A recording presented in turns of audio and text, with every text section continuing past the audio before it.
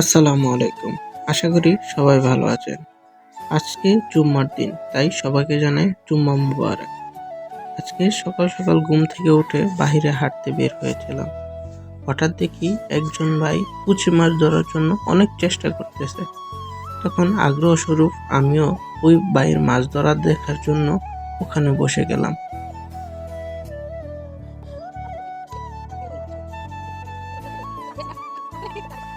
ওই যে একটা শিং পাইছে। আশেপাশে অনেক মাছ দেখা যাচ্ছিল, কিন্তু ভাই কুচে মাছ ছাড়া কোনো কিছুই ধরেন না।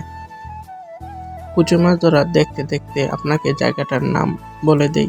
এটা হচ্ছে ব্রাহ্মণবাড়িয়া জেলার বাঞ্ছারামপুর থানা, চৌফুল্লাকান্দি ইউনিয়নের ভিতরে।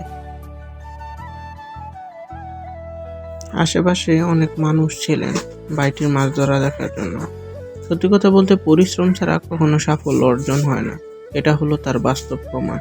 ভাইটি অনেক পরিশ্রম করার পর একটি কুচে মাছ ধরতে সক্ষম হলো। আজকের ভিডিওটি এতটুকু। সবাইকে জানাই আল্লাহ হাফেজ।